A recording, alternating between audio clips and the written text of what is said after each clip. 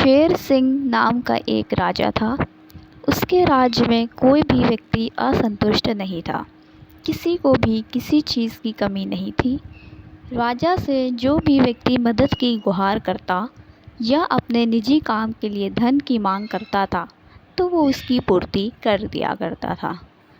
इस बात से उनके ही दरबार के एक दरबारी, जिसका नाम बहादुर था, ने सोचा कि राजा बहुत ही दयालु है, क्यों ना इसका फ़ायदा उठाया जाए।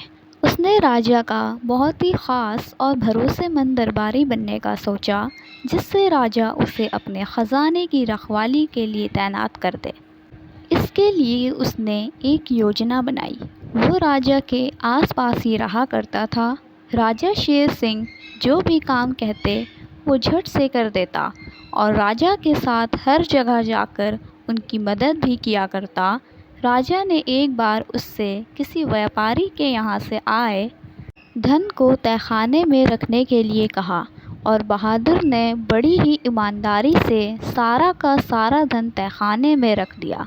राजा ये सब देखकर बहादुर और उसकी ईमानदारी से बहुत प्रभावित होने लगा। राजा ने उसे बुलवाया और कहा, बहादुर, तुम अपने काम में बहुत ही ईमानदार हो। मैं तुमसे बहुत ही प्रभावित हुआ हूँ और मैं तुम्हें अपने ख़जाने की रखवाली करने के लिए तैनात करता हूँ। ये सुनकर बहादुर खुशी से फूला नहीं समा रहा था। उसने ये स्वीकार कर लिया और वो ख़जाने का रखवाला बन गया। कुछ समय तक उसने अपना काम ईमानदारी से किया, जिससे राजा को उस पर और भी ज़्यादा भरोसा हो जाए। फिर उसने ख़जाने में घोटाला करना शुरू कर दिया। एक के बाद एक घोटाले करता चला गया, जिससे ख़जाने में बहुत ज़्यादा नुकसान होने लगा था।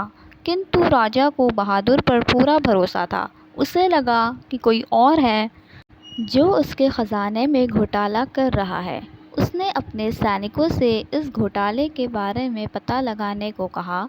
सभी लोग उस घोटाले करने वाले आदमी को खोजने लगे। कुछ दिनों बाद पता चला कि ये सब घोटाला कोई और नहीं बल्कि बहादुर ही कर रहा था।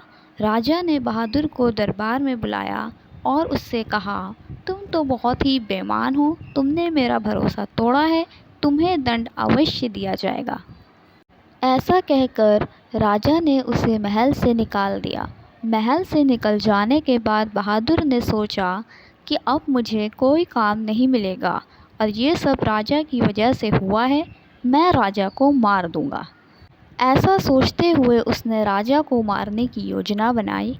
वो चुपके से छिपते हुए महल के अंदर घुस गया और किसी तरह वो महल के रसोई घर में पहुंचकर उसने राजा के खाने में जहर मिला दिया, जिससे राजा की मृत्यु हो जाए। किंतु राजा बहुत ही दयालु और अच्छा इंसान था। उसने ये खाना गरीबों में बांटे जाने का ऐलान कर दिया।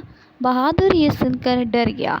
उसे लगने लगा कि मैं तो राजा को मारना चाहता हूँ, लेकिन ये क्या, ये खाना मासूम और गरीब लोगों को खिलाया जाने वाला है, किंतु मैं उन सब की मृत्यु नहीं होने दे सकता। तब वह राजा के पास गया और उनसे कहने लगा कि राजन, ये खाना गरीबों में मत बांटिए, इसमें जहर मिला है। मुझे क्षमा कर दीजिए, मैं लालच में आकर ये गलत कदम उठा बैठा। राजा के अच्छे स्वभाव के कारण उनकी जान भी बच गई। बहादुर भी उनके इस आचरण से बहुत प्रभावित हुआ और उसने राजा के दिखाए गए रास्ते पर चलने का फैसला किया। अगर आपको हमारी ये कहानी पसंद आई है तो प्लीज़ इसे लाइक करिए, शेयर करिए और हमारे चैनल को सब्सक्राइब कर लिए और अच्छी कहानी सुनने के लिए।